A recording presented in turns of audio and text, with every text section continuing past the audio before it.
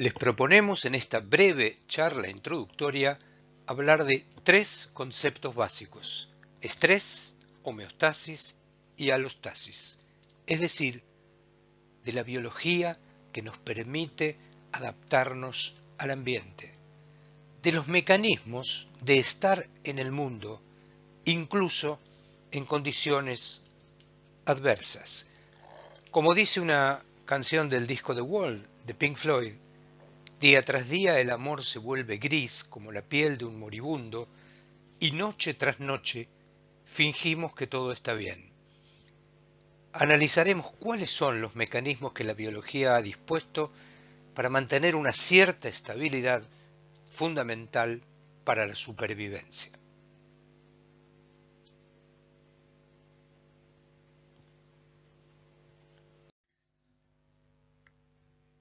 Si bien no es el propósito de esta breve clase hacer un recorrido histórico acerca del concepto de estrés, no podemos dejar de mencionar algunas personalidades que han constituido hitos fundamentales en el desarrollo de este concepto. En primer lugar, Claude Bernard en el siglo XIX, ya en el siglo XX, Walter Cannon, Hans Selye, muy cercano a nuestros días, Ian McEwan, y el doctor Peter Sterling, que probablemente haya revolucionado el concepto del estrés, dándole una concepción moderna a la cual nos referiremos básicamente en los minutos que siguen. Claude Bernard, 1865, planteó que el sistema nervioso simpático era el encargado de regular el flujo sanguíneo vascular modificando el diámetro de los vasos. De esta manera, desarrolló un concepto que consistía en la capacidad de un organismo de mantener un fluido constante en el medio ambiente extracelular que bañaba las células. A esto lo llamó milieu interior. La constancia es tal vez el concepto básico en el pensamiento de Claude Bernard. Ya en el siglo XX, Walter Cannon en 1929 acuñó el término homeostasis, que nos resulta hoy tan familiar, para describir el mantenimiento dentro de rangos aceptables de una serie de variables fisiológicas, como la glucemia, la obtención de oxígeno o la temperatura. Los mecanismos para mantener en esos rangos homeostáticos a las variables requerían de dos componentes: sensores capaces de detectar los desvíos y efectores capaces de devolver esos desvíos a sus variables de referencia mediante sistemas de retroalimentación negativa. Es muy importante la contribución de Walter Cannon porque amplió el concepto al incluir amenazas de orden psicosocial a la homeostasis. Describió por primera vez los cambios agudos en la glándula suprarrenal y en su secreción hormonal asociados a amenazas percibidas en lo que él denominó el mecanismo de huir o luchar. La enorme variedad de amenazas a la homeostasis, como el frío, la hipotensión, la hemorragia, el dolor, la hipoglucemia, el estrés emocional, desencadenan entonces la activación del eje de la médula suprarrenal y del sistema nervioso autónomo, según Cannon, para devolver a sus valores de referencia aquellas variables homeostáticas perturbadas por la amenaza. Hans Selye, en 1956, redefinió la palabra estrés, que es un término que procedía del mundo de la física, de la ingeniería de los metales, como una fuerza de la que resulta una deformidad y de la fuerza opuesta que tiende a restaurar el estado previo. Propuso Selye 3 etapas universales para hacer frente a un agente estresante por parte de un organismo vivo y llamó a este conjunto de respuestas síndrome de adaptación general. Sus etapas eran una etapa inicial de reacción de alarma, análoga a la de luchar o huir de Walter Cannon, una segunda etapa de adaptación asociada con la resistencia al estresor y una tercera etapa de agotamiento y muerte cuando las capacidades de afrontar al agente estresor se agotan. Ian McEwan, en 1993, complejiza la definición de estrés de una manera muy enriquecedora para los clínicos. Dice que los conceptos más modernos ven al estrés como una amenaza inconsciente de la homeostasis, en la que la respuesta tendrá un grado de especificidad dependiendo, entre otras cosas, del carácter particular del agente estresor, de la percepción del organismo respecto de ese estresor y de la capacidad percibida para hacerle frente. Es decir, la respuesta al estrés no depende solo de la intensidad o magnitud del estresor, sino de cómo éste es percibido por el agente y de cómo el organismo percibe su propia capacidad para hacerle frente. Hay un extenso cuerpo de evidencias de investigación experimental que demuestran que cierto grado de estimulación, que podemos convencionalmente llamar estrés, resulta una estimulación fisiológica. Por encima de ese umbral hay sobreestimulación y daño acumulado, pero también hay patología cuando hay subestimulación, es decir, personas que ante situaciones desafiantes no pueden desencadenar las respuestas adaptativas, por ejemplo, en los estados hipofóbicos. Pero resulta oportuno destacar que hay un grado de estrés fisiológico que incluso es provocado en distintas actividades normales de la vida que resulta estimulante y es fisiológico. Es muy importante comprender que en la fisiología humana las respuestas corporales fisiológicas deben ser congruentes con las respuestas emocionales adaptativas. Las emociones preparan al cuerpo para responder a la causa de esa emoción, por ejemplo, el miedo. Modifican el estado fisiológico del organismo de manera automática o refleja, adecuándolo a aquello que genera la emoción. Son las emociones automáticas, hormonales, neuromodulatorias y conductuales. Tienden a una acción motora instrumental orientada a metas, por ejemplo, aquellas que alivien una emoción aversiva, huir. Pueden ser de dos tipos básicamente. De aproximación, se busca una recompensa, por ejemplo, para un animal oler comida, o de evitación o aversivas, por ejemplo, ante la percepción del peligro. Para sintetizar los modelos precursores del concepto actual de estrés, que se basaban en la idea de homeostasis, podríamos decir lo siguiente: hay una serie de variables que están supervisadas por sensores biológicos.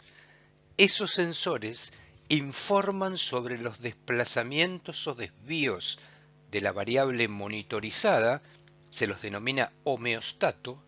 Cuando hay concordancia con el punto de referencia, no se desencadena ningún mecanismo adaptativo, y cuando se percibe una discrepancia con el punto de referencia, que podemos llamar estrés, se desencadena una respuesta compensatoria a cargo de efectores neuroendocrinos que restablecen la concordancia entre la variable supervisada y el punto de referencia al que se intenta devolverla.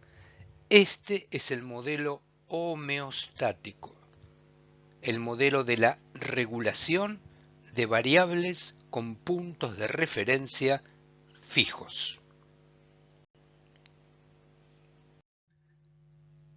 El distrés es una subclase de estrés que requiere del reconocimiento cognitivo de la situación, el reconocimiento de una condición que es aversiva para el organismo, como lo demuestra, por ejemplo, la motivación para aprender a escapar o evitar al estresor.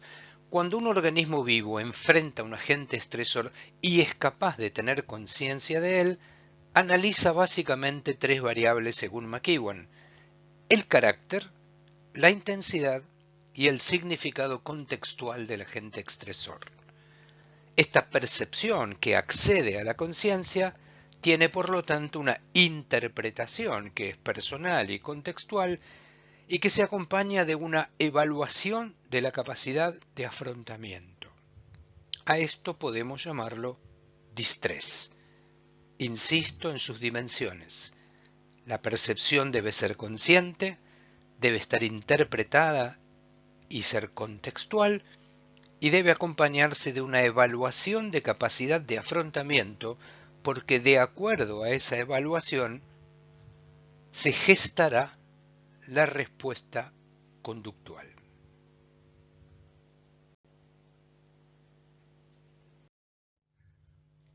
Una definición que puede ser útil a la clínica y que procede de la teoría de la evolución es que la respuesta al estrés evolucionó para ajustar la fisiología y la conducta de los organismos a las circunstancias cambiantes del ambiente, particularmente en relación con la distribución del uso de energía en función de las amenazas y las oportunidades. El sistema está configurado para expresar la respuesta cada vez que los beneficios sean mayores que los costos. Los umbrales a partir de los cuales esta respuesta se dispara o desencadena y la magnitud de la respuesta desencadenada también están en función de la experiencia previa, es decir, del aprendizaje. En muchas situaciones, los costos de expresar una respuesta al estrés son muy bajos en comparación con los altos costos de no expresarla, por lo que en la clínica es muy frecuente que existan falsas alarmas y disparos de respuesta al estrés ante amenazas inexistentes o en todo caso imaginarias. Es lo que se conoce como el principio del detector de humo. Como dice el biólogo Robert Sapolsky, el costo de ser asesinado, incluso una vez, es más alto que el costo de responder a 100 falsas alarmas.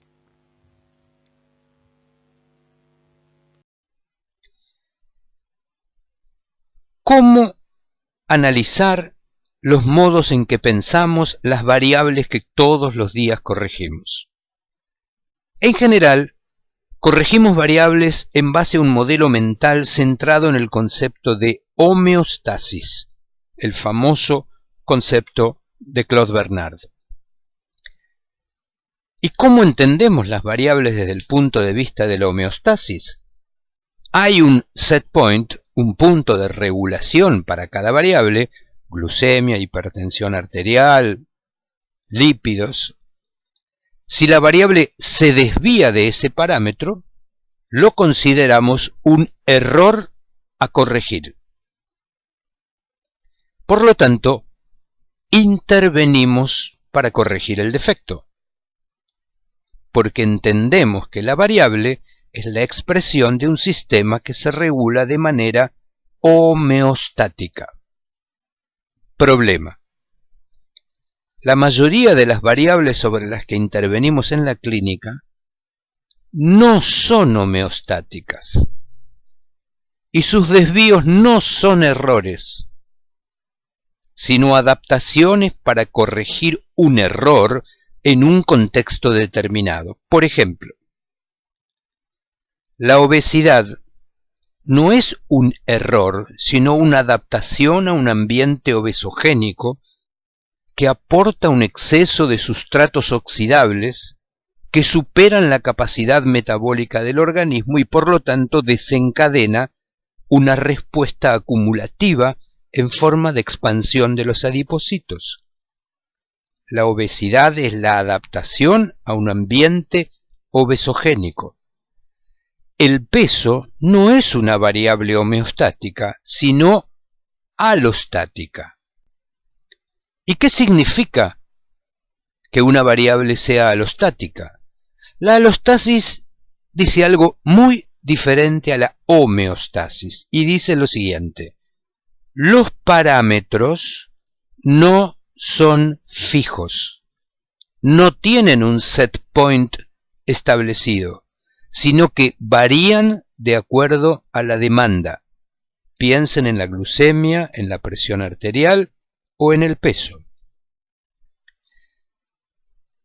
Cuando esta necesidad de adaptar una variable a la demanda ocurre con frecuencia, el organismo aprende y por lo tanto anticipa la demanda prevista.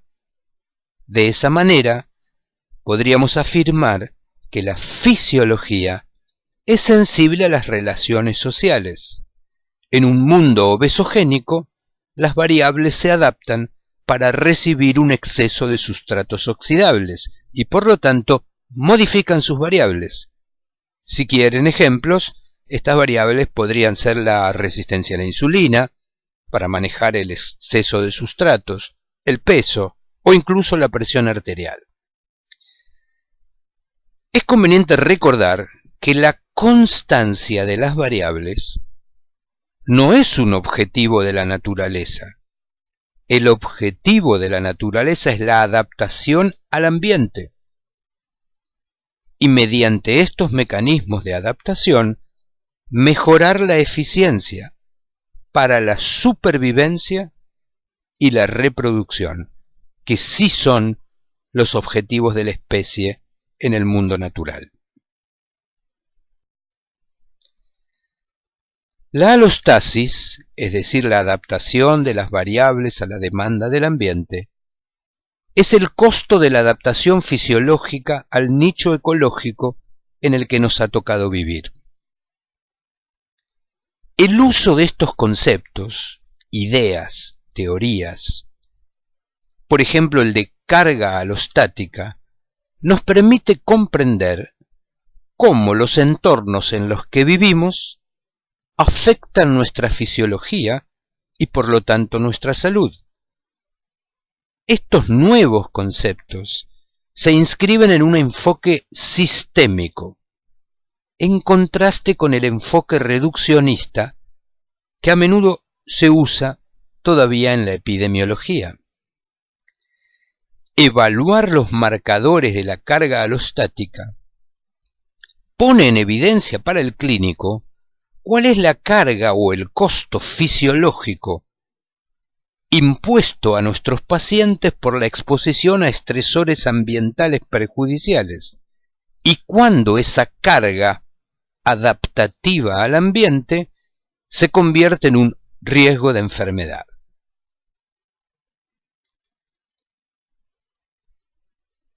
Tenemos bien establecido cuál es la respuesta fisiológica al estrés ambiental. Si aparece un evento estresante, se producen acondicionamientos adaptativos.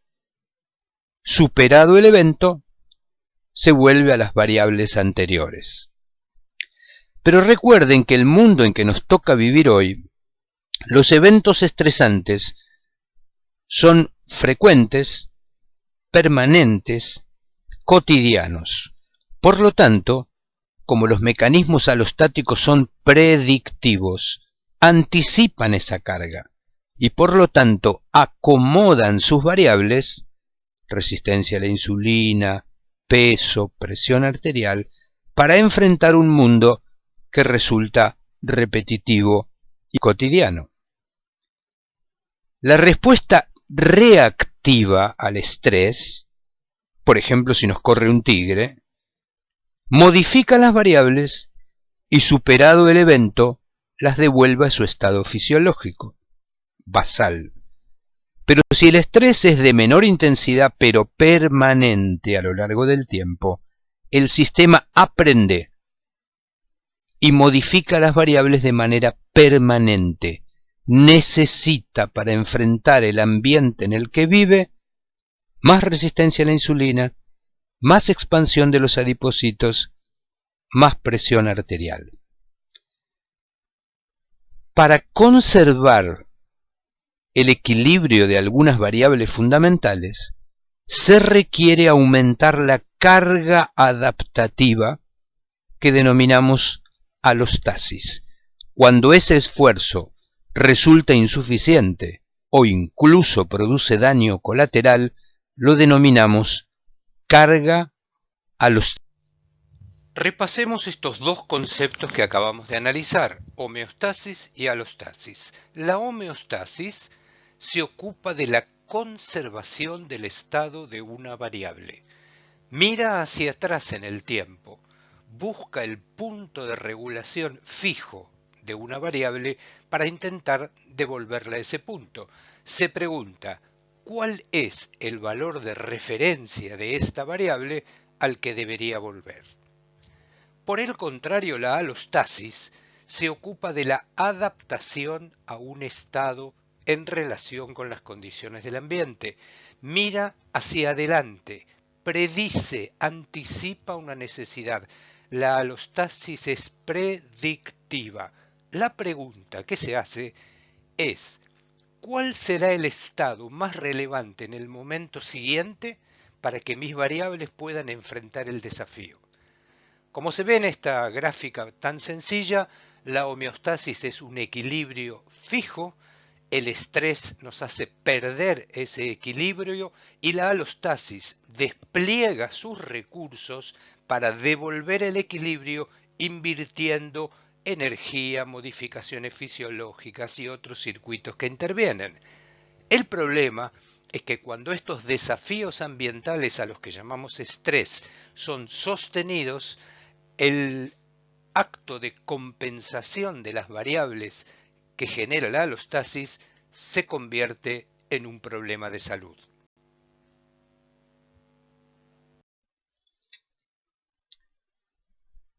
Como acabamos de mencionar, la alostasis es una adaptación que aprende del ambiente y se anticipa a la demanda. El cerebro integra el conocimiento previo con datos sensoriales, es decir, provenientes del ambiente, input, y predice qué recursos serán necesarios para enfrentar la realidad en la que nos toca vivir. Más tarde, dirige a los efectores, output, las señales para optimizar la distribución de los recursos según la demanda que ha anticipado.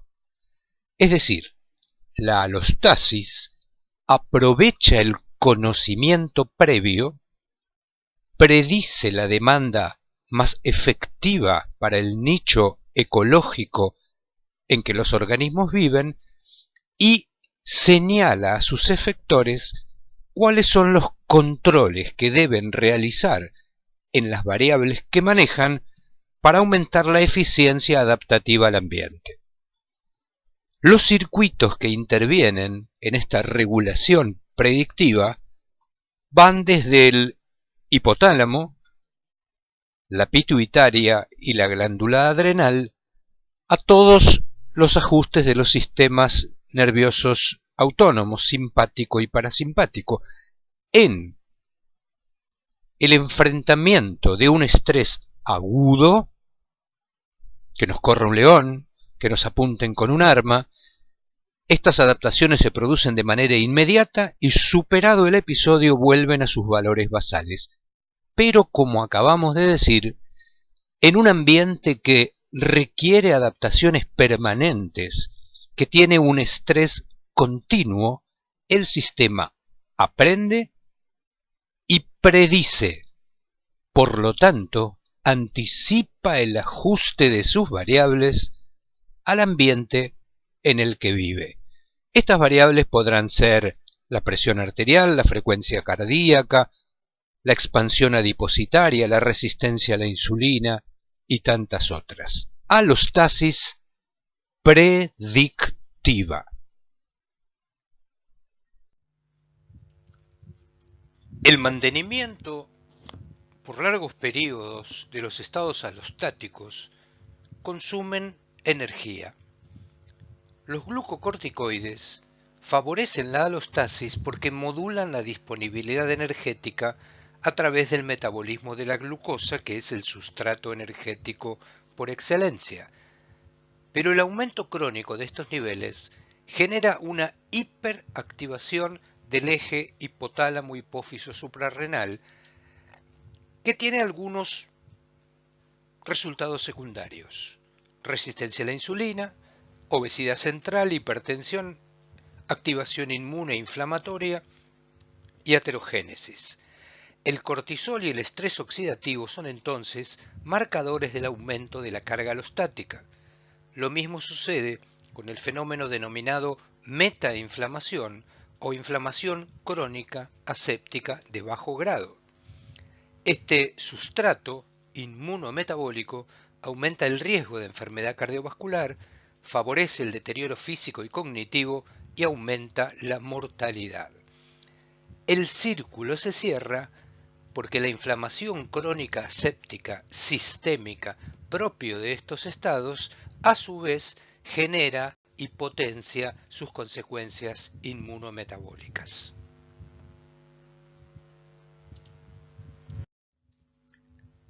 La mayoría de los comportamientos de riesgo para la salud están asociados a estrés crónico. Por ejemplo, la tensión sostenida resulta ser un problema fundamental de la vida cotidiana en las sociedades modernas que todos vemos en la clínica en nuestros consultorios. El estrés crónico, entonces, es un factor de riesgo para el envejecimiento biológico y para la muerte prematura. Los estresores ejercen un desgaste fisiológico que es acumulativo a lo largo de la vida y que reduce la supervivencia. Estos fenómenos son particularmente frecuentes en las grandes urbes contemporáneas, donde se vive rodeado de multitudes, pero con pérdida objetiva de los lazos sociales profundos.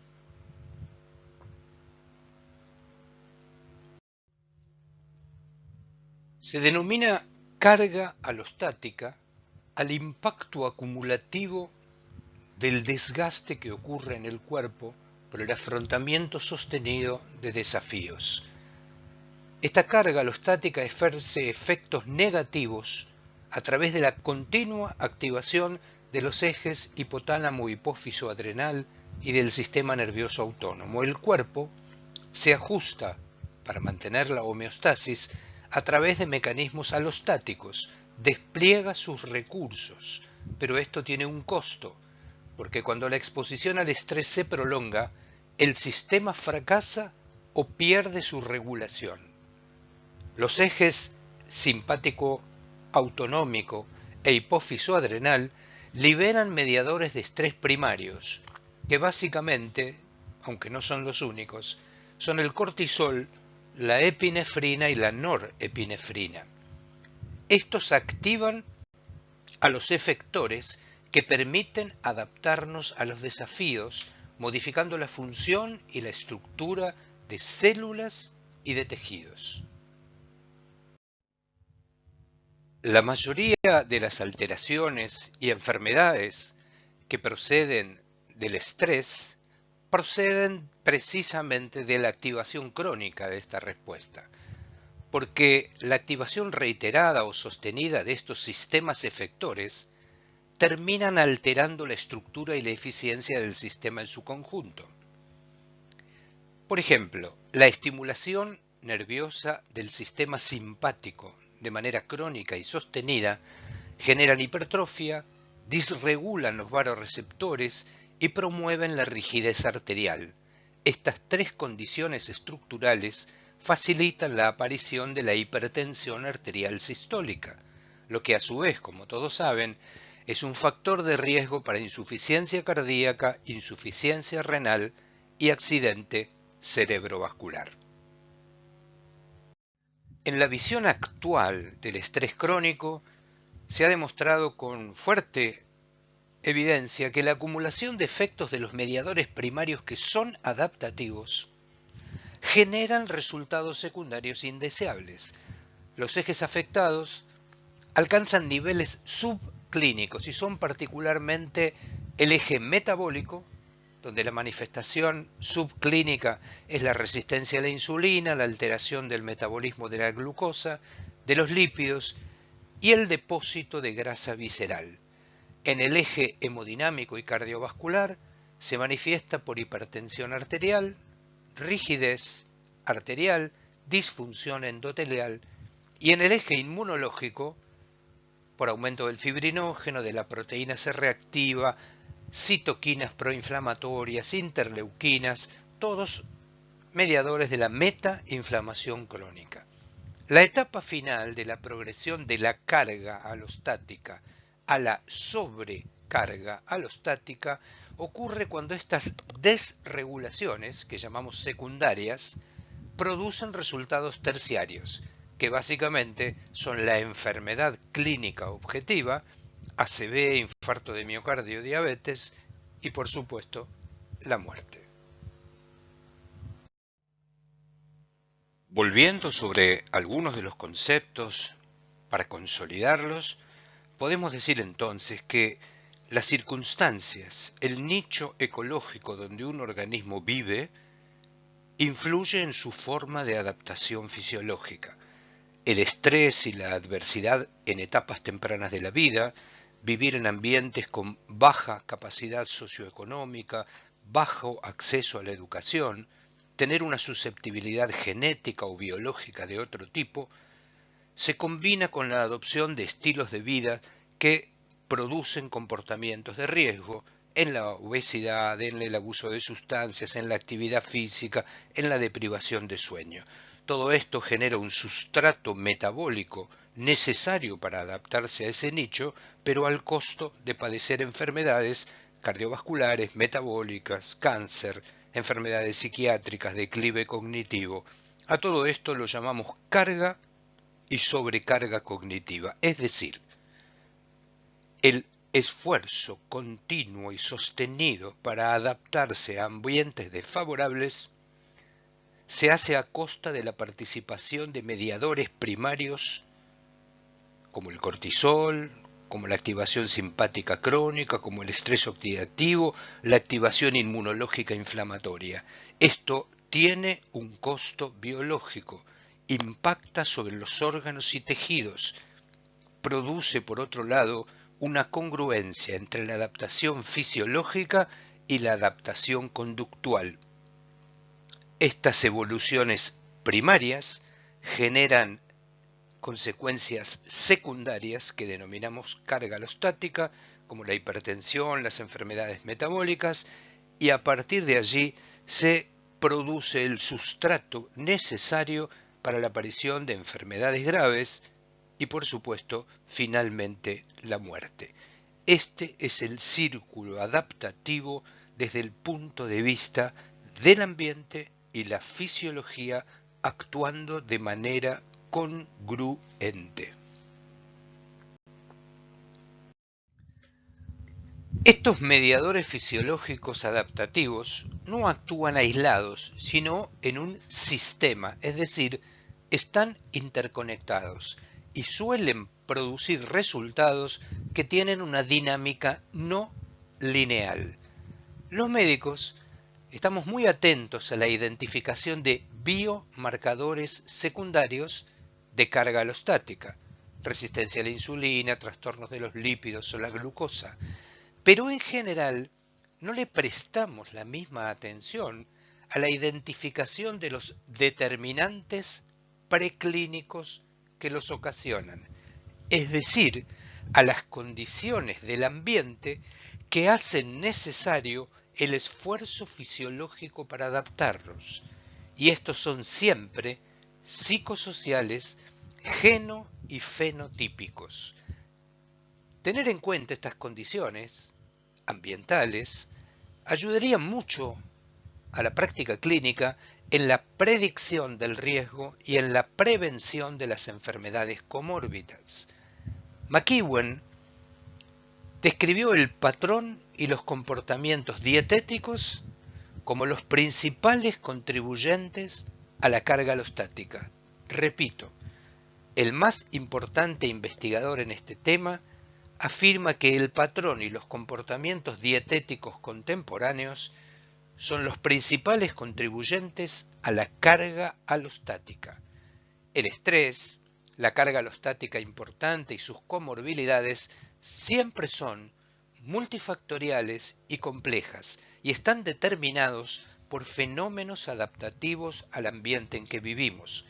Esta pérdida de la regulación del eje hipotálamo-hipófiso-adrenal y sus respuestas secundarias conforman un subsuelo metabólico e inmune de alto riesgo que nos torna susceptibles a las enfermedades. El síndrome metabólico, por ejemplo, es el escenario adaptativo a un ambiente de sobrecarga de sustratos oxidables y de alta disponibilidad de alimentos, básicamente de hidratos de carbono de rápida digestibilidad. Este escenario adaptativo aporta las condiciones del riesgo para contraer diabetes tipo 2 y, consecuentemente, grave enfermedad cardiovascular como consecuencia.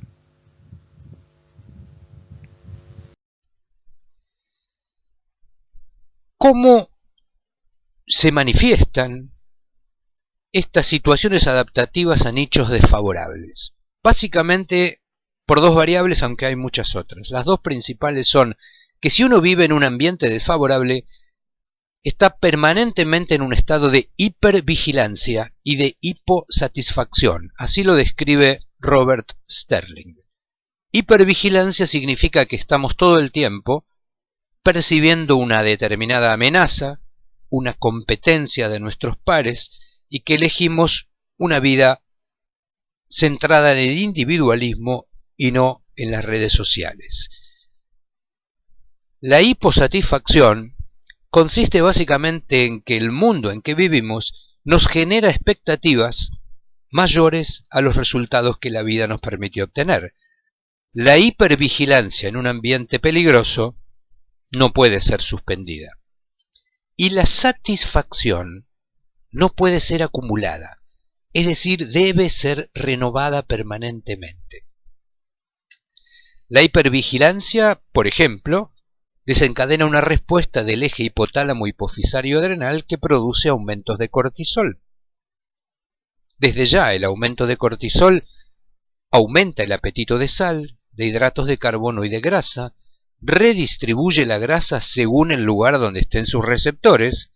Como todos saben, los receptores de cortisol están predominantemente en el abdomen, produciendo obesidad central, como ocurre en el síndrome de Cushing.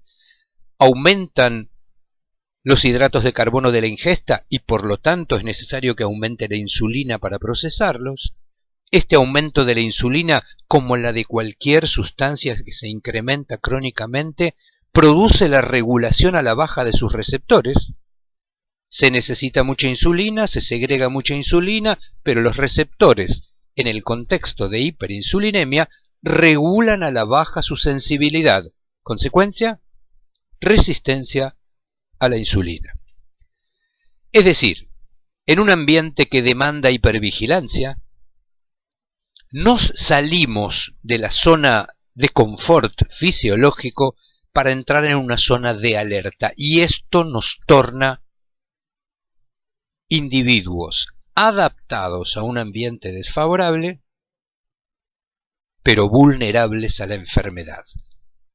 La sobreadaptación a un ambiente que exige estos ajustes permite sobrevivir en él al costo de la vulnerabilidad, en particular metabólica y cardio-cerebrovascular. Sintetizando, si las condiciones del ambiente se modifican, las variables que permiten afrontar esas modificaciones deben ser congruentes y modificarse en consecuencia. Por lo tanto, el set point o punto de referencia de una variable, como la presión arterial, la glucemia o el peso, se reconfiguran en otros niveles, lo que les permite adaptarse al ambiente en mejores condiciones. En esta gráfica se ve claramente qué ocurre cuando a un organismo se le incrementa la demanda. Llamémosle a esto estrés. Al aumentar la demanda, es necesario producir un ajuste en las variables para enfrentarla.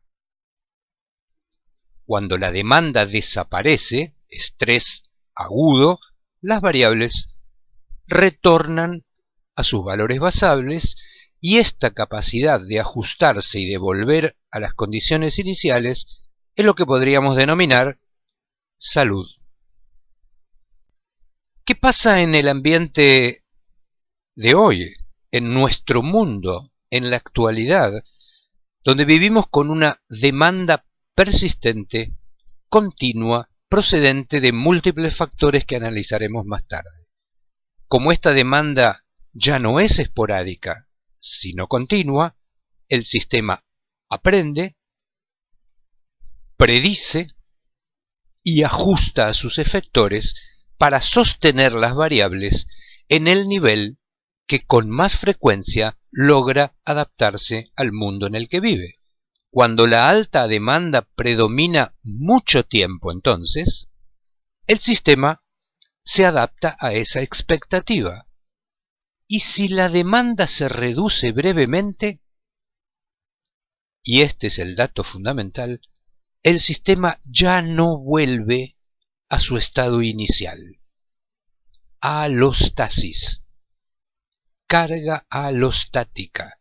Adaptación y dificultad para retornar a los valores basables. Piensen en la presión arterial, por ejemplo. ¿Qué hacemos los médicos en esta situación?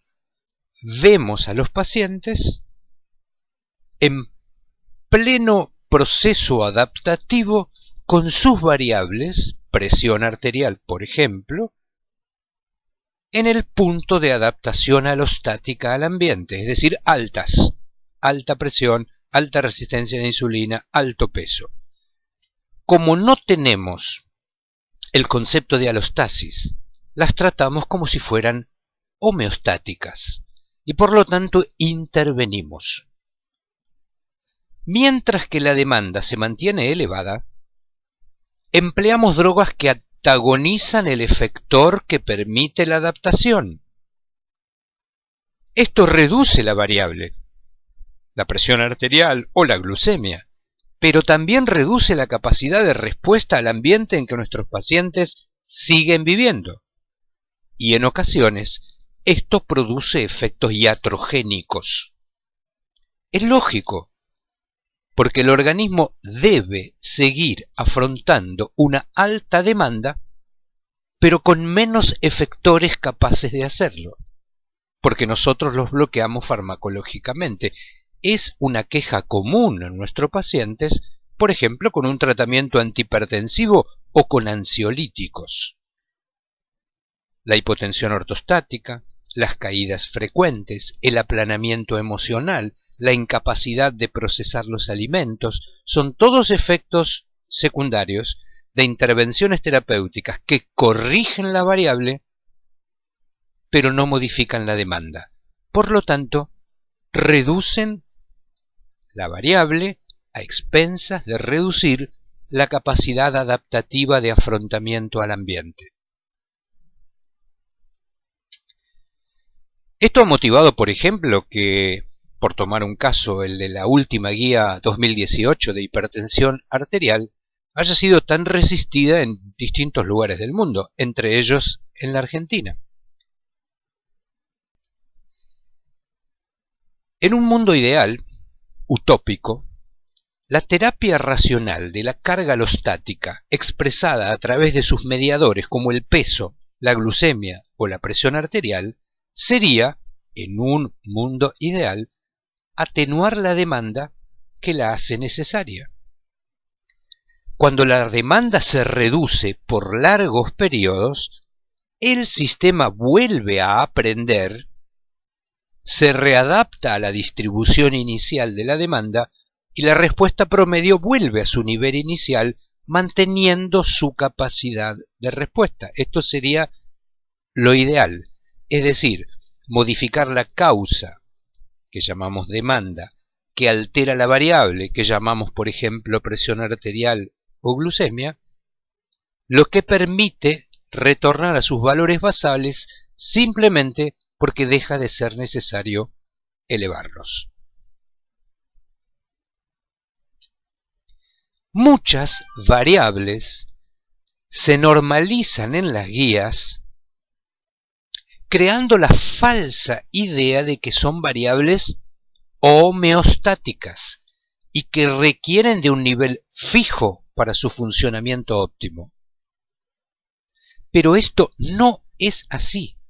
No son homeostáticas, son alostáticas y responden adaptativamente a las demandas del ambiente. Es decir, en un ambiente que demanda alta presión arterial para enfrentarlo, el funcionamiento óptico es la alta presión, no la presión que consideramos normal. Esto no quiere decir que eso sea saludable, quiere decir que es eficiente. Si pensamos el estrés, nosotros deberíamos saber que ante cada demanda de estrés existe una determinada capacidad de afrontamiento propia de los individuos. Si el agente estresante es controlado exitosamente, por ejemplo, mediante luchar o huir, esto es la respuesta tradicional al estrés agudo, habrá entonces un correlato neuroendocrino y hemodinámico, por ejemplo, aumento de catecolaminas, de frecuencia cardíaca y presión arterial, que pueden controlar al agente estresante. Pero por el contrario, si lo que se desencadena en el caso de nuestros pacientes es un estrés crónico y permanente, el control se tornará defectuoso. Es lo que los teóricos del estrés denominan modo de rota o estrés crónico. El correlato neuroendocrino es bastante diferente al del estrés agudo. Habrá aumento del cortisol, disminución de las funciones reproductivas, depresión, disminución de la frecuencia cardíaca, disminución inicial de la presión arterial, pero muy rápidamente, hipertensión arterial adaptativa y crónica, obesidad abdominal, resistencia a la insulina, hiperplasia adrenal, intolerancia a la glucosa, dislipidemia, enfermedad vascular coronaria y cerebrovascular. Existe un correlato neuroendocrino que se vincula con las relaciones sociales. Esto ha sido muy estudiado por Robert Sapolsky en primates y muestra claramente que la respuesta al estrés de los miembros de la comunidad dominante y de los miembros dominados es completamente diferente. La adaptación implica mecanismos neuroendocrinos diversos de acuerdo al papel, al rol, al punto en que cada uno ocupa en la escala social de la comunidad en la que vive. Trasladados estos estudios en primates a las sociedades humanas, ya no cabe duda desde los estudios pioneros de Michael Marmont, los estudios White-Hall, que las posiciones sociales desfavorables incrementan el riesgo cardiovascular, aumentan la mortalidad y producen una serie de adaptaciones neuroendocrinas que les permiten sobrevivir en una posición tan desfavorables, pero al precio de aumentar su mortalidad y su morbilidad. Esto ha sido estudiado en los más diversos lugares del mundo, los datos se han replicado en distintos contextos y se consideran hoy hechos sólidos. Los determinantes sociales de enfermedad son un factor de riesgo de altísimo peso y la mayoría de los factores de riesgo bioquímicos o hemodinámicos que medimos en el consultorio son sus variables adaptativas a la circunstancia en que nuestros pacientes viven. Pertenecer al sector social más desfavorecido limita, porque consume, los recursos de reserva. Se despliega una estrategia de vida adaptativa a corto plazo o reactiva. Alimentos de alta densidad energéticos y baratos, reproducción temprana, es decir, el costo de la supervivencia en un nicho desfavorable es el alto riesgo acumulativo. Esperamos haber sembrado en ustedes, respecto de este tema del estrés y la adaptación al ambiente, algunos conceptos útiles para la clínica. Por ejemplo, que cuando observamos marcadores adaptativos disregulatorios, glucemia, insulina, peso, presión arterial, podamos pensarlos incorporando el ambiente que los desencadena. Ya no puede ejercerse la clínica solo con variables fisiológicas sin incorporar en nuestro ejercicio el impacto que el ambiente tiene sobre la fisiología de nuestros pacientes, muy especialmente en las condiciones actuales de vida de individualismo extremo, del éxito como logro personal y de una pérdida dramática de los lazos sociales significativos que desencadenan y despliegan un enorme esfuerzo adaptativo fisiológico que tiene un alto costo para la salud y la supervivencia de las personas. La medicina ya no puede ejercerse ignorando estos poderosos determinantes ambientales. Muchas gracias por su atención.